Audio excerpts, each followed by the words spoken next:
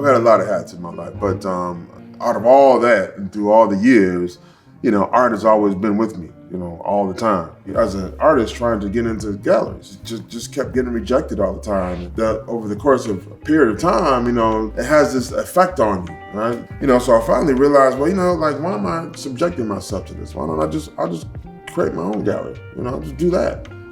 I've been an artist. I create work. And I never thought I could be a gallerist.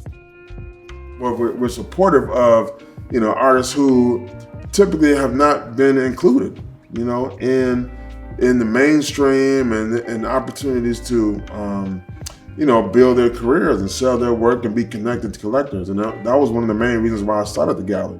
I think there has been a new awakening, so to speak, and a new awareness that, hey, we're here.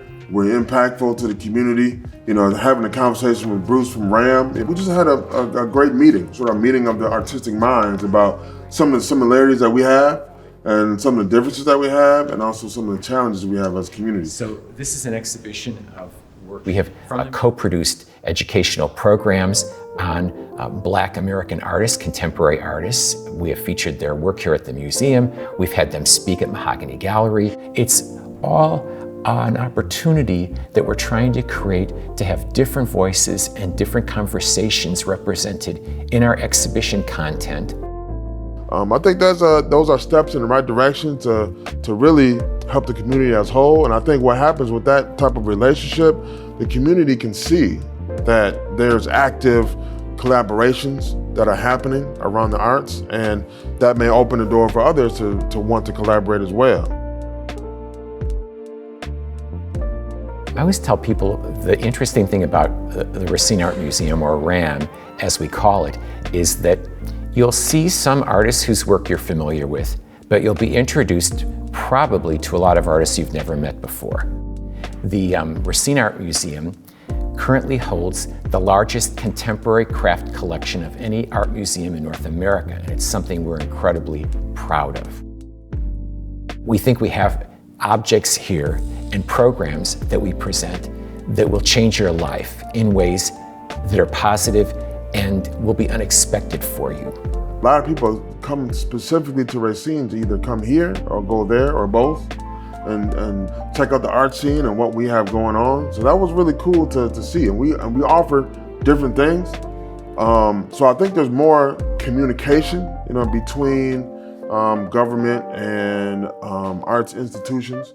I think there's gradually getting more and more support. We receive quite a bit of public money through programs like the Institute for Museum and Library Services and the National Endowment for the Arts. So today we're in the 1938 Frank Lloyd Wright designed home for the Johnson family. This house was built by H.F. Johnson Jr., the third generation leader of the S.C. Johnson Company. The National Endowment for the Arts got its start here with a conference and conversations that led to President Kennedy making a recommendation and then President Johnson creating with Congress the National Endowment for the Arts. So Racine has a more vibrant arts scene than I think people outside Racine might realize. I think our message from the Johnson Foundation, based on our decades of doing this kind of work, is we should never underestimate how much we can do, how vibrant things can become in a community when we find ways to work together and support each other.